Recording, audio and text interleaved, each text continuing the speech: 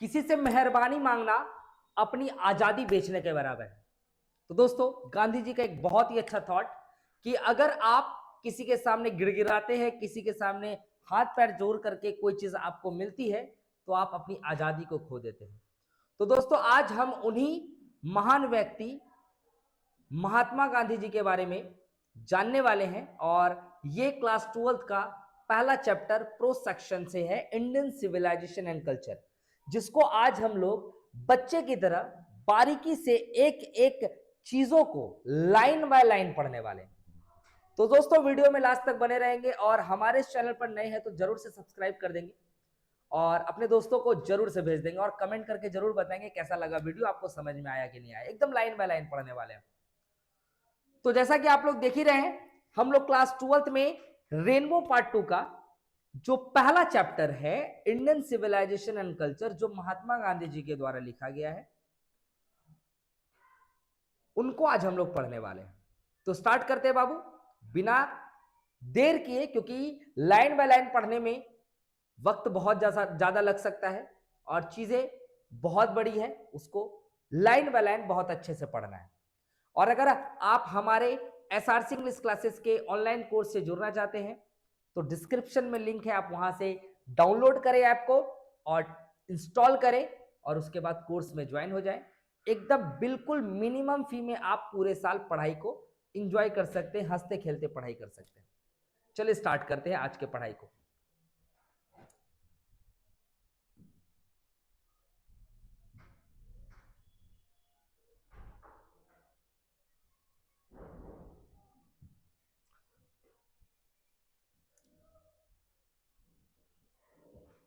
तो दोस्तों, ये है आपका इंडियन सिविलाइजेशन एंड कल्चर, जो एसआरसी इंग्लिश क्लासेस के द्वारा लाइन बाय लाइन हिंदी करके आपके लिए स्पेशल नोट्स बनाया गया है।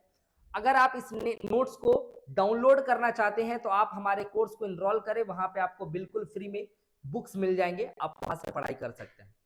तो दोस्तों, आइए हम लोग पढ़ते हैं line by line Indian civilisation and culture को, एक एक चीजों को। होप आपको सभी चीजें बहुत क्लियर दिख रही होंगी, चीजों को बहुत अच्छे तरीके से समझ रहे होंगे और हर एक चीज को हम लोग बारीकी से पढ़ना स्टार्ट करते हैं, है ना। चलिए, क्या बोला जा रहा है, मोहनदास करमचंद गांधी, जिनका जन्म हुआ था 1869 में और डेथ हुआ था 1948 में, पॉपुलरली नोन एज बापू, जिनको बापू के नाम से जाना जाता था। महात्मा गांधी को हम लोग बापू के नाम से जानते हैं। और the father of the nation, और एक लोकप्रिय बापू या फिर राष्ट्रपिता के नाम से उनको क्या कहते हैं, जाने जाते हैं। Was a spiritual leader then a politician, वो एक राजनेता तो थे ही, साथ साथ आध्यात्मिक चीजों से भी बहुत ज्यादा जुड़े हुए थे। आध्यात्मिक भी उनके, मतलब धर्म के बातें भी उनके अंदर थी, ठीक है। ही सक्सेसफुली, उन्होंने सफलतापूर्वक use the truth and non violence, मतलब सत्य और अहिंसा। नॉन वायलेंस का मतलब होता है बाबू अहिंसा, as a chief weapon against the British ruler in India. सत्य और अहिंसा को ब्रिटिश सरकार के अगेंस्ट इन्होंने यूज किया था और यहां से, मतलब भारत से ब्रिटिश सरकार को नस्तोनाबूद करके यहां से भगा दिया था, है ना। और क्या हुआ था, and help India to gain independence, और भारत को इंडिपेंडेंस, स्वतंत्रता दिलाने में क्या किया, मदद किया, ठीक है। फ्रॉम 1915 टू टिल 1948, 1915 से 1948 तक ये कंप्लीटली डोमिनेटेड इंडियन पॉलिटिक्स, मतलब क्या, वह पूरी तरह से भारतीय राजनीति में छाए रहे। He died at the hands of fanatic, आपको पता होगा ये मारे गए थे नाथूराम गोडसे के द्वारा, और नाथूराम गोडसे इनका सबसे क्लोजेस्ट पर्सन था। उनके हाथों ये मारे गए थे। कब मारे गए थे, डेट याद रखिएगा, डेट कभी नहीं भूलिएगा आप लोग। 30 जनवरी 1948 में ये क्या हो गए थे, इनको मार दिया गया था एक कट्टरपंथी के द्वारा, ठीक है। हिज ऑटोबायोग्राफी, देखो बाबू, ऑटोबायोग्राफी और बायोग्राफी का मतलब क्या होता है।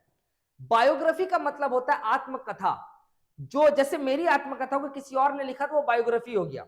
अगर मैंने अपनी आत्मकथा खुद लिखी है तो इसको ऑटोबायोग्राफी बोलेंगे। क्या बोलेंगे, autobiography. Autobiography, my experiment with truth and the numerous article that he wrote for young India and the speeches that he delivered on different occasion. मतलब कहने का क्या है कि इनके द्वारा लिखा गया जो book my experiment with truth जो है, इनकी ऑटोबायोग्राफी, कई सारे इन्होंने यंग इंडिया मतलब आजाद इंडिया के बारे में उन्होंने लिखा, कई आर्टिकल्स लिखे और कई जगह उन्होंने स्पीचेस भी डिलीवर की। ठीक है, आइए, reveal him not only as an original thinker but also a great master of chaste idiomatic English. वे सब ना उन्हें केवल एक मूल विचारक के रूप में बल्कि एक सादगी और मुहावरेदार अंग्रेजी के एक बेहतरीन गुरु के रूप में भी प्रकट करते थे। आपको पता होगा कि महात्मा गांधी विदेश से पढ़ करके भारत आए थे और विदेश में क्या हुआ था, इनके साथ एक वाकया घटी थी। जब ये फर्स्ट क्लास टिकट से सफर कर रहे थे, विदेश जा रहे थे, तो वहां पर अंग्रेजों ने इनको ट्रेन से धक्का देकर के बाहर निकाल दिया। बोला कि तुम्हें कोई अधिकार नहीं है, तुम काले हो, इंडियंस हो, तुम्हें कोई अधिकार नहीं है हमारे फर्स्ट क्लास में बैठने की, चाहे वो तुम्हारे पास टिकट हो या फिर नहीं हो। और उनको धक्के देकर के बाहर निकाल दिया। तो उसी दिन वो कसम खाए कि आज तुमने मुझे डब्बे से बाहर निकाला है, मैं तुम्हें पूरे हिंदुस्तान से बाहर निकालूंगा। तो इसी जोश के साथ हम लोग फिर से आगे बढ़ते हैं, आगे देखते हैं। In the following extract, extract का मतलब होता है अंश। जैसे आप दूध में से छाली निकालते हो, दूध होता है उसको औंटते तो छाली निकलता है ना, उसी का एक क्या दूध का ही वो अंश है। तो ये जो आप पढ़ने जा रहे हो ये भी एक्सट्रैक्ट है, मतलब इनके द्वारा लिखा गया जो बुक है उनका ये क्या एक अंश है ना। Extract Indian civilisation and culture.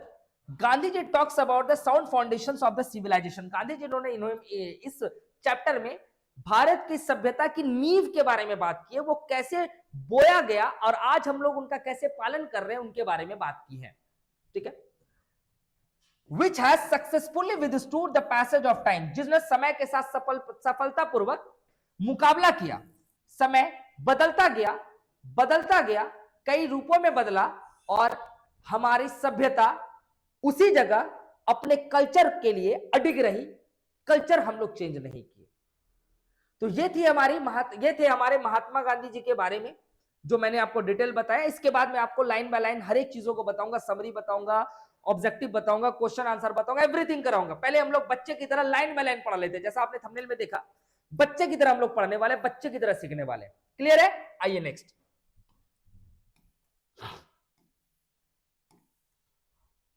आइए अब हम लोग आते हैं पैराग्राफ 1 में। क्या बोला जा रहा है, अब से हमारा चैप्टर स्टार्ट हो गया, पैराग्राफ 1 में आते हैं। ठीक है, चलिए, सभी को बहुत अच्छे तरीके से दिख भी रहा होगा। आपको अगर इसका पीडीएफ चाहिए, देखो पीडीएफ कितने अच्छे तरीके से मैंने यहां पर बनाया आप लोगों के लिए। जैसे कोई बच्चे ऐसे होते हैं बिहार बोर्ड के ऐसे बच्चे जिनको इंग्लिश बोलने में दिक्कत आती है, सही से प्रोनाउंसिएशन नहीं कर पाते हैं, तो उनके लिए ये बुक है।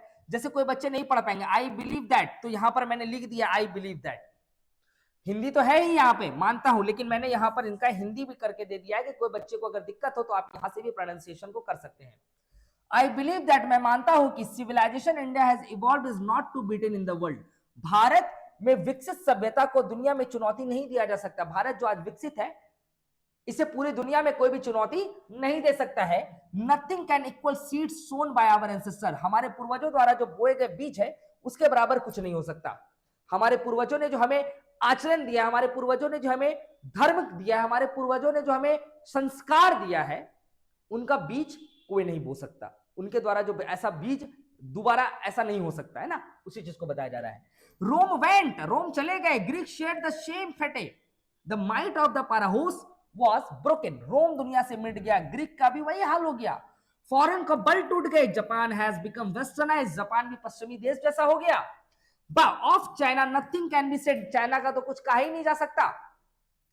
But India is still somehow और अदर, और आज जो है भारत उसी प्रकार से उसी तरह से अडिग है। साउंड एट द फाउंडेशन, अपनी नींव पर क्या है, जमा हुआ है। The people of Europe learn their lesson from the writings of man of Greek और रोम। यूरोप के लोग ग्रीक और रोम के लेखन से सबक सीखते हैं। Which exist no longer in their former glory, जो अब अपने पूरे क्या बोलते हैं महिमा में मौजूद नहीं है। In trying to learn from them, उसे सीखने की कोशिश में the Europeans imagine that, Europe मान बैठे हैं कि they will avoid the mistake of Greek and Rome, वे ग्रीक और रोम की गलतियों से बच जाएंगे। कहने का मतलब यह है कि ग्रीक यूरोप, आपको पता होगा यूरोप दुनिया का सबसे क्या बोलते हैं पढ़ा लिखा एजुकेटेड कॉन्टिनेंट है। वो कहां की बुक को पढ़ते हैं, रोम और ग्रीक के लिखे गए बुक्स को पढ़ते हैं। वो जानते हैं कि इनमें कई सारी मिस्टेक्स हैं। अब जिसको जैसी तालीम मिलेगी वो वैसे ही सीखेगा। ग्रीक को, यूरोप को लगा कि मैं जो है इस चीज से गलतियों से बच जाऊंगा, लेकिन नहीं हो पाया। सच दैट द पिटिबल कंडीशन, ऐसा उनकी दयनीय स्थिति है। आज उनकी देन स्थिति हो गई है। ठीक है, आगे बढ़ी, आगे देखते हैं, एक एक चीजों को देखते हैं, एकदम बेहतर तरीके से समझेंगे चीजों को।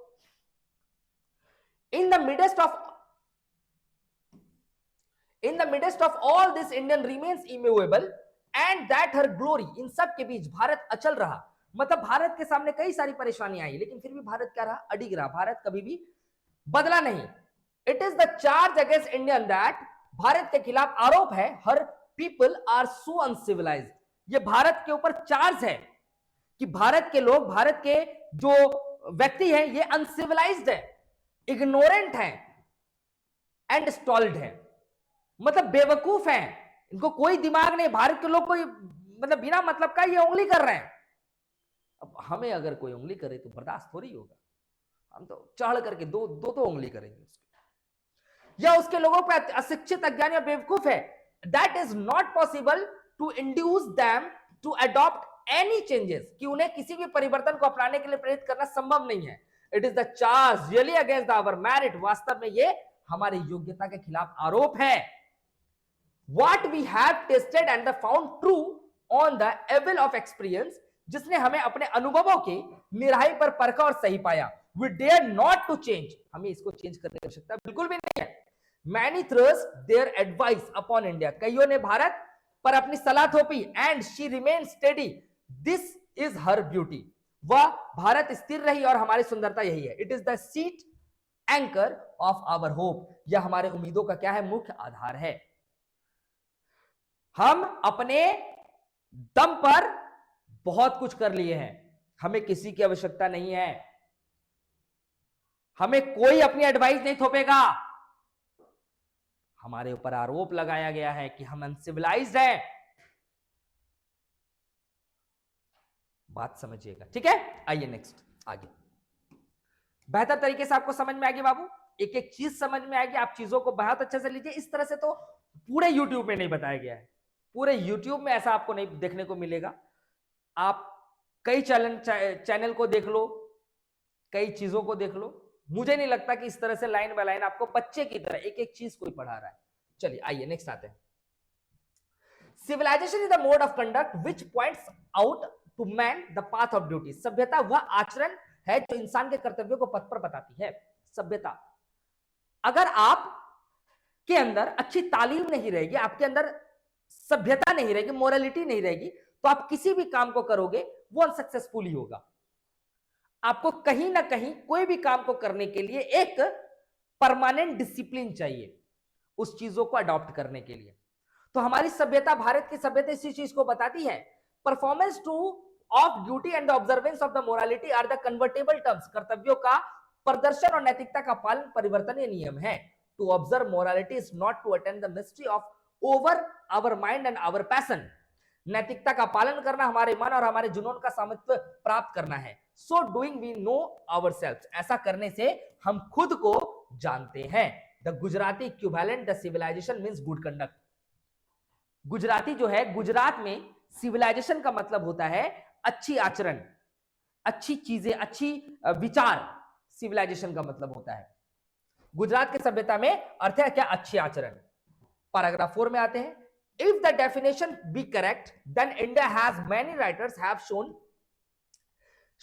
has nothing to be learned from anybody else and this is as it should be। यदि यह परिभाषा सही है तो भारत जैसे इतने सारे लेखकों के से पता चला है कि औरों से सीखने की आवश्यकता नहीं है और यह वैसे ही है जैसे होने चाहिए।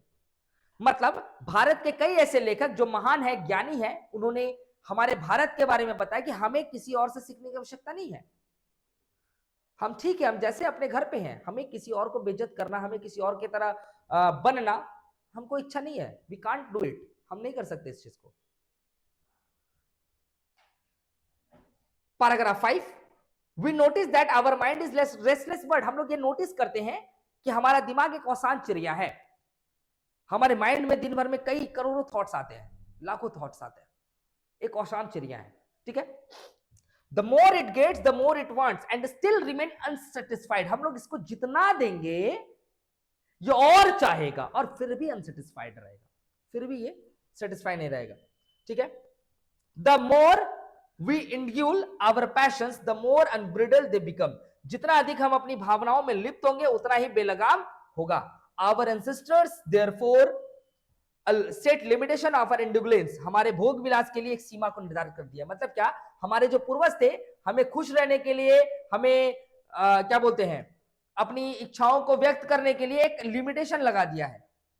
क्या लिमिटेशन, उसको देखते हैं। The more we indulge our passions the more unbridled they become, हम लोग जितना अपने पैशंस के प्रति उसको मतलब जाएंगे, ये और बेलगाम होता जाएगा, बेलगाम होता जाएगा। आवर एंसेस्टर देयरफॉर, इसलिए हमारे पूर्वज set a limitation of our individuals, हमारे भोग विलास के लिए एक सीमा को निर्धारित किया। They saw that happiness was a largely a mental condition, उन्होंने देखा कि खुशी एक हद तक एक मानसिक स्थिति है। मतलब क्या कि कई लोग तो ऐसा सोचते हैं कि पैसा हमारे पास बहुत ज्यादा हो तो हम जो है मतलब बहुत खुश रहेंगे, ऐसा नहीं है। मनी लाइफ में उतना ही जरूरत है जितना कि एक गाड़ी में पेट्रोल की आवश्यकता होती है। मैंने कई ऐसे लोगों को देखा है जो गरीब हैं लेकिन रात में वो खुशी खुशी अपने परिवार के साथ सोते हैं, और कई ऐसे अमीर को देखा है जो बहुत पैसे वाले हैं, रात में झगड़ करके रात की नींद को उड़ा करके वो लोग रहते हैं। तो पैसा money is nothing, money can't buy happiness, money खुशी को नहीं खरीद सकता। मनी क्या है, मनी एक चीजों को लेकर के बस चलने के बराबर है, बस हम लोग चल रहे हैं, ठीक है ना। चलिए, a man is not necessarily happy because he is rich, देखो ध्यान से, ऐसा बिल्कुल भी नहीं है कि वो अमीर है तो वो क्या है बिल्कुल खुश होगा, या फिर गरीब है तो अनहैप्पी है, खुश होगा। Because he is a poor, वो अनहैप्पी है क्योंकि वो गरीब है ना, ऐसा बिल्कुल भी नहीं है। द रिच आर ऑफन, अक्सर ऐसा दिखा गया, अमीर लोग शीन टू बी अनहैप्पी, अमीर लोगों को नाखुश देखा गया है। The poor to be happy, और पुअर को, गरीबों को क्या देखा गया, हैप्पी देखा गया, ऐसा कई अक्सर देखा गया है। Millions will always remain poor, कई बार देखा गया है कि अमीर दुखी होते हैं और गरीब क्या सुखी होते हैं, लाखों लोग हमेशा गरीब रहेंगे। Observing all this our ancestor discussed us from the luxurious and the pleasure, ये सब देखकर हमारे पूर्वज ने हमें विलासिता और आनंद से रोका है। We have manage with the same kind of plug and existed of thousands of year ago, हजारों सालों से उसी तरह की हल के साथ काम कर चुके जो सालों पुराना है। हम लोग आज भी कई जगह पे ऐसे देखते हो कि खेत खलियान, हमारे जो वहां के खेत के मालिक होते हैं वो हल से जोता करते हैं, वो नहीं चाहते हैं कि बड़े बड़े अफोर्ड नहीं कर पा रहे हैं, बड़े बड़े मशीन अफोर्ड नहीं कर पाते, हैंड्स एंड फीट, हम लोग विश्वास करते हैं हैंड्स एंड फीट पर, अपने हाथ और पांव पर विश्वास करते हैं। We have retained the same kind of cottage that we had in former time, हम उसी तरह की कुटिया झोपड़ी में बरकरार हैं जो हमारे पास पुराने जमाने में थी। And our indigenous educations remain the same as before, और हमारी स्वदेशी, इंडिजीनियस मतलब स्वदेशी शिक्षा पहले की तरह ही है। We have had no system of life coding competition, हमारे पास जीवन भ्रष्ट प्रतियोगिता की कोई प्रणाली नहीं है। Each followed his own occupations or trade and the charged of regulations wages, सब अपने अपने व्यवसाय व्यापार में लगे हैं और अपने निर्धारित मजदूरी लेते हैं। It was note that, देखो ध्यान से, It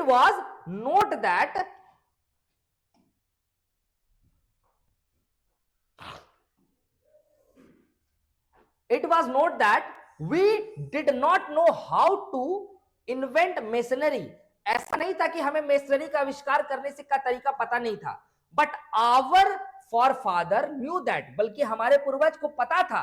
If we set our hearts after such things, यदि अगर हम ऐसी चीजों पर अपना दिल लगाते हैं, we could become slaves of and lose our moral fiber। आज आप लोग, हम लोग, सभी लोग मोबाइल के इतने आदी हो चुके हैं, इतने ज्यादा आदी हो चुके हैं कि अगर 10 मिनट हमारे पास से मोबाइल हट जाए तो we can't live without mobile, हम लोग जी ही नहीं सकते मोबाइल के बिना। It's just like a breathing, सांस लेने के जैसा हो गया ये हमारा फोन, उससे इतना लगाव हो गया है। तो हमारे फॉरफादर ने मेशनरी चीजों से लगाव को दूर रखा, हमें बोला है साइड हटो, मेशनरी चीजों से हमेशा दूर रखा, हमें उनके साथ रहने बिल्कुल भी नहीं दिया, क्योंकि वो जानते थे अगर हम लोग इसके साथ रहेंगे तो हम लोग गुलाम हो जाएंगे, इसके स्लेव हो जाएंगे इसके, इसलिए उन्हें हम लोगों को नहीं रहने दिया। ठीक है, तो आइए,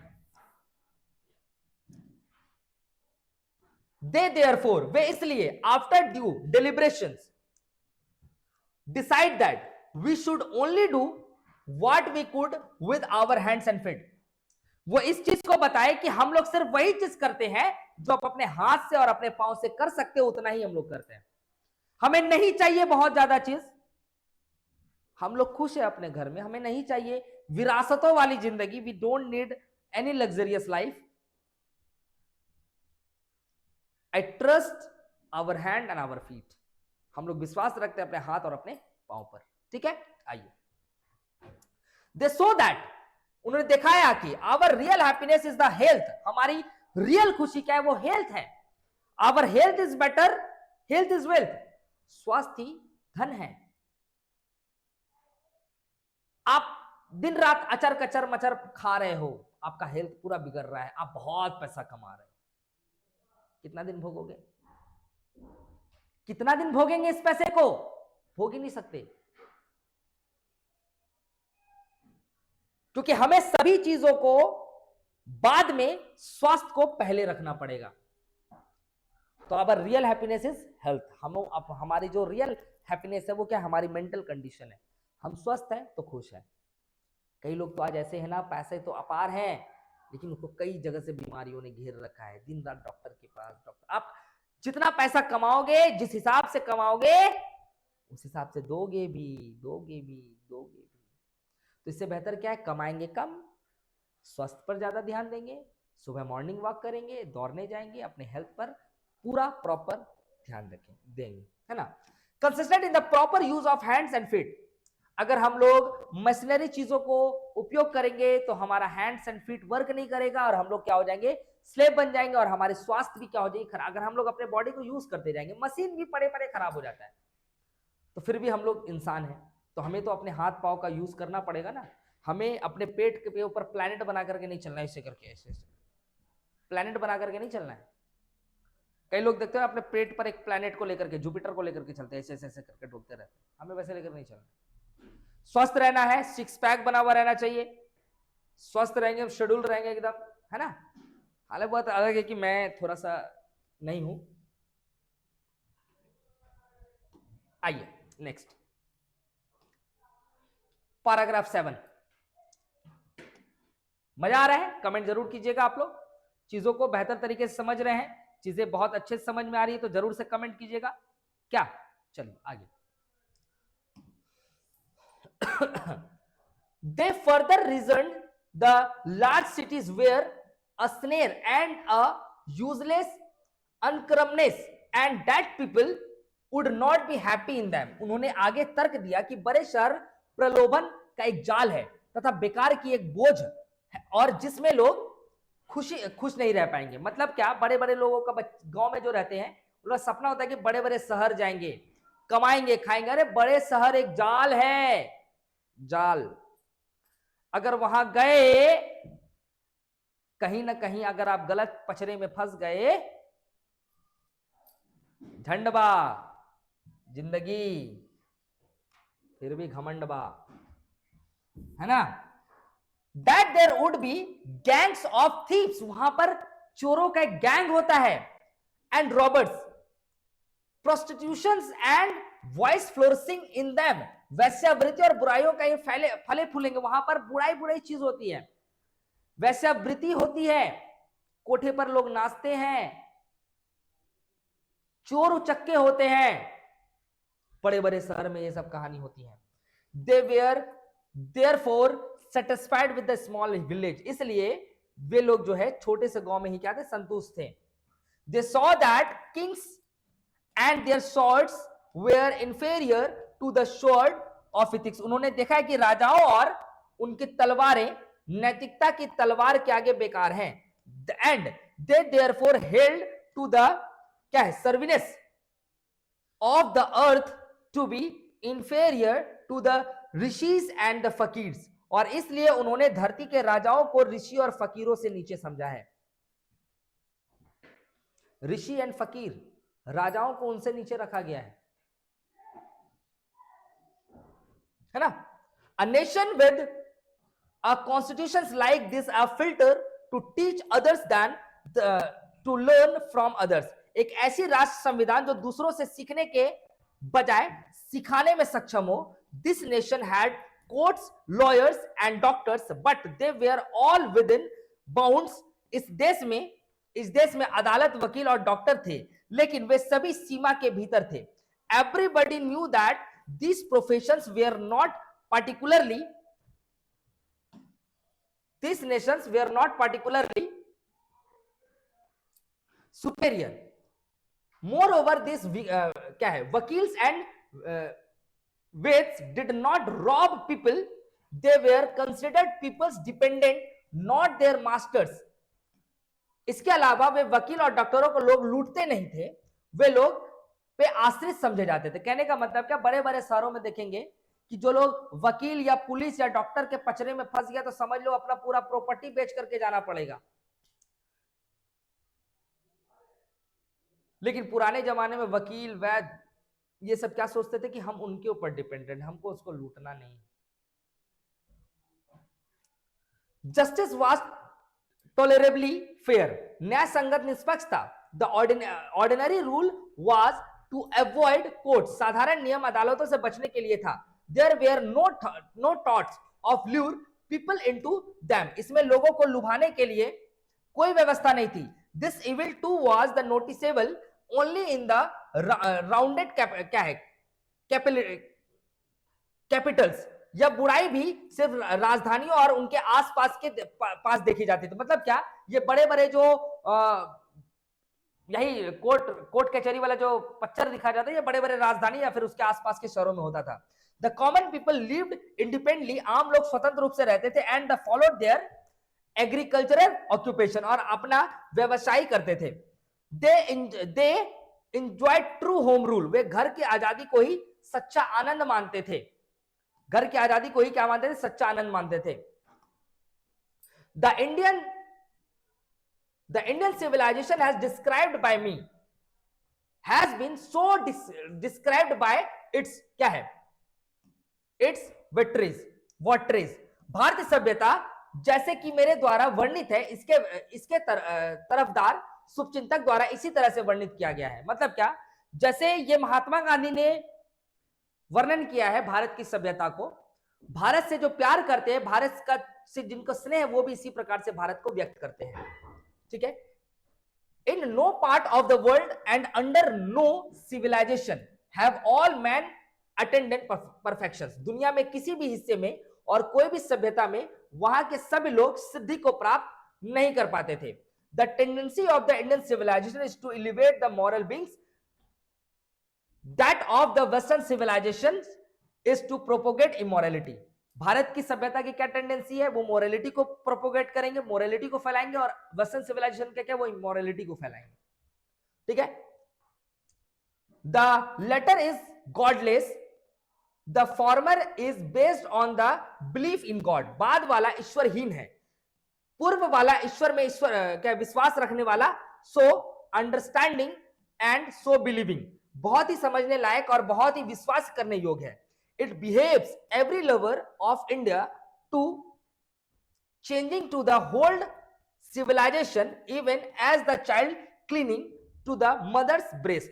मतलब क्या, यह भारत से प्यार करने वाले का कर्तव्य है कि भारत की पुरानी सभ्यता ऐसे चिपक जाए जैसे बच्चे अपने मां के छाती से चिपक जाते। मतलब क्या कि भारत में एक ऐसा भी भारत से प्यार करने वाले लोग हैं, वो भारत की सभ्यता इस प्रकार से चिपके हुए हैं या इस प्रकार से चिपक जाए जैसे कि वो मां के छाती से चिपके हुए रहता है। तो ये था बाबू, आज हम लोग पार्ट 1 को देखें। नेक्स्ट वीडियो आपको पार्ट 2 आएगा, जिसपे हम पैराग्राफ 10 के आगे आपको पढ़ाएंगे। होप अगर आपको ये वीडियो पसंद आया होगा तो वीडियो को जरूर से लाइक कीजिएगा और अपने दोस्तों को जरूर से शेयर कीजिएगा जो इस बार 2025 में 25 से 26 में एग्जाम दे रहे हैं, और कमेंट जरूर से कीजिएगा। धन्यवाद दोस्तों, मिलते हैं नेक्स्ट वीडियो में, तब तक के लिए goodbye, thank you so much.